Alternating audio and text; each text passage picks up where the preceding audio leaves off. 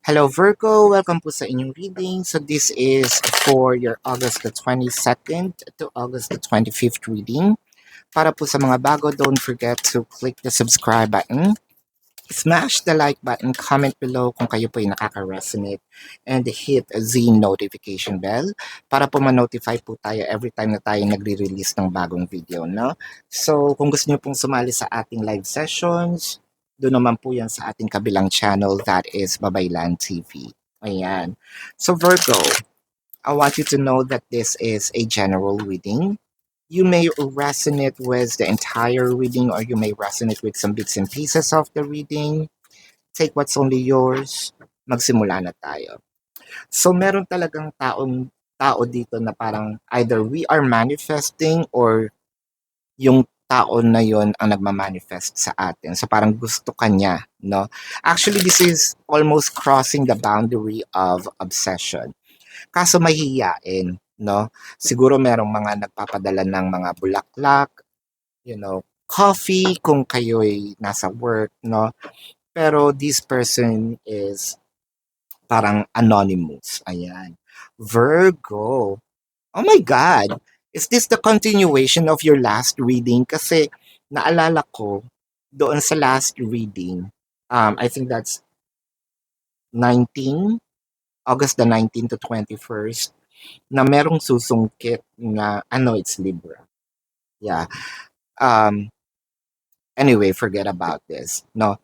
Pero kasi kung may Libra naman kayong kung meron kayong Libra sa inyong chart, no, you might also want to check on that reading baka kasi this is in alignment, no, or continuation of that reading.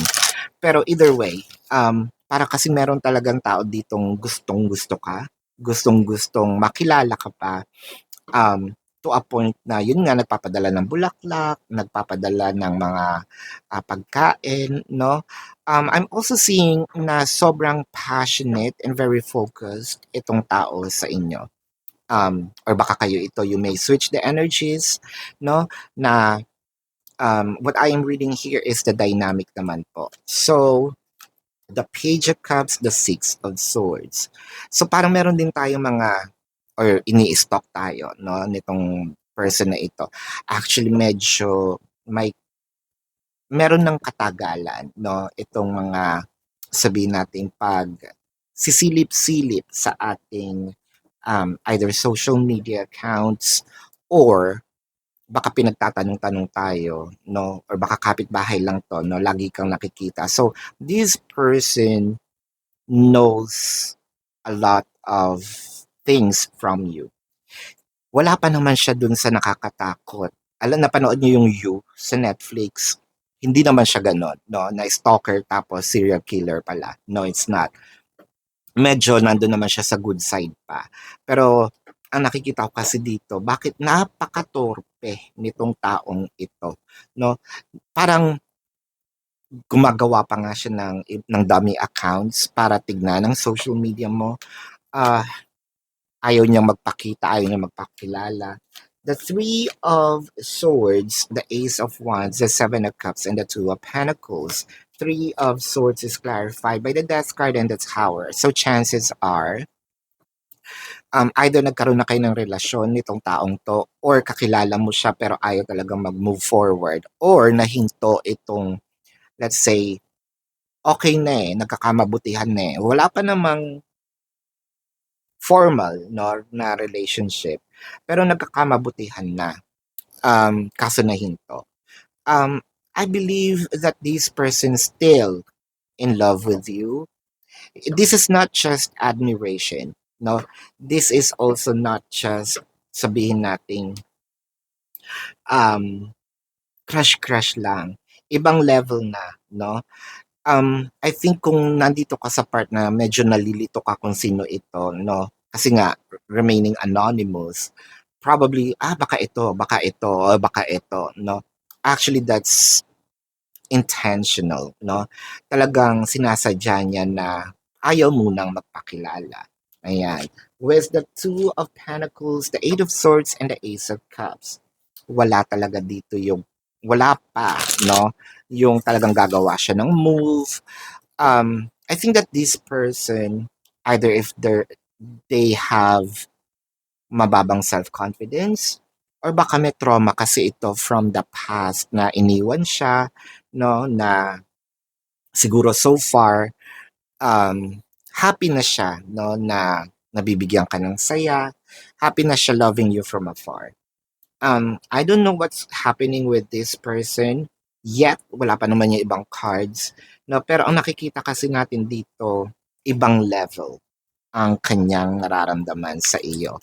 Um, the Four of Swords, the Nine of Swords, the Queen of Swords, the Four of Wands. Ah, ayokong sabihin medyo taing-tai tayo, no, na makipagrelasyon or malaman ito or magbalik na siya. Pero nakaka-stress kasi pwedeng tama ang hinala mo na siya yun. Pero kasi you cannot assume unless proven guilty. Charing. You cannot assume unless wala ka pang enough evidence, no? Um, yung sa'yo parang sa kakaisip mo, yung tulog natin na naapektuhan, no? Um, gigil na rin tayong malaman. Or probably meron tayong with the Queen of Swords, no? Nandun tayo. Alam natin kung sino pero tinatanong natin ayaw naman umamin. Actually, that's intentional. The Three of Pentacles and the Five of Pentacles. So, takot siya na baka ma-reject. Takot siya na baka iwan mo rin siya. Takot siya na baka hindi siya yung type mo. No? So, mababa nga itong self-esteem nitong taong ito. But let's see. This could be your emotion or this person's emotion. Virgo, I can't right now. So, mananatili itong person na ito na medyo tahimik, may pagka-mysterious. Oh, ayan. So, kung medyo mysterious yan, pwede nating sabihin na Scorpio, pwede nating sabihin Capricorn, no? Pwede ring Cancer or Pisces. So, let's check, no? The zodiac sign since nandun tayo kasi may pa-mysterious drama itong si person, no? What I am seeing here, C, Scorpio, Leo, baka Leo ito. I just mentioned Pisces, Cancer where I am correct, Sagittarius, um, Taurus is also here, baka kapwa Virgo. I am seeing Capricorn, yep, uh, yeah, Sagittarius na sabi. Did I said Leo? Yes. So this is your reading, Virgo. Para po sa mga bago, don't forget to click the subscribe button, smash the like button, comment below kung kayo po yung nakaka-resonate, and hit the notification bell. Kung gusto niyo pong sumali sa ating live session sa kabilang channel po yan, that is Babaylan TV. Kung hindi niyo po maabutan yung live sessions, pwede naman po kayo magtanong dito sa comment section as long as the question po is answerable by yes or no. Pero Virgo, kilala niyo po ang inyong sarili, no? Kung feeling nyo hindi kayo masasatisfy sa yes or no na sagot lang, dumiretso na po kayo dun sa ating description box. May link po dun for my website. No? Click that link, you're gonna be routed to my website. Makikita nyo po agad yung question form. Hindi po kasi kasya sa screen nyo, ibaba nyo lang, makikita nyo po yung mga QR codes. And those QR codes have designated labels. Nandun po yung how much per question, the name, the number for your reference. Makikita nyo po dun yung promotion at 4 questions plus 1. That's actually discounted price of 4 question, discounted na siya. And then may libre pang isang question. So take advantage of it. If you want to book a private reading, nandun din po siya, no, sa website. Ayan. Kung gusto niyo po akong i-follow sa mga ibang social media accounts, makikita niyo po sa taas ng question form yung mga icons ng social media.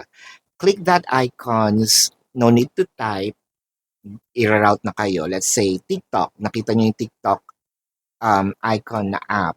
Click niyo siya, route na kayo dun sa TikTok. Ayan. Um, tuloy pa rin po ang ating manhunt, no? Kung hindi naman kayo nagmamadali at gusto nyo manalo ng private reading, all you need to do is to report those fake accounts na nandyan po sa ating description box. So, screenshot, send it to the designated email. Ayan. Then, bubunot po tayo ng winner. Meron po tayong mga videos dito na hindi natin pinopost, na nasa Facebook lang po siya, especially ang tawag po natin dun yung X-Files. So if you still care about your exes, nandun po yan sa Facebook, may album po siya na X-Files. So this is your reading, Virgo, love and light. Namaste. See you po, no? Sa susunod na reading or susunod na live. Maraming salamat po sa panonood. Ito po ang inyong lingkod, Babaylan TV. Goodbye!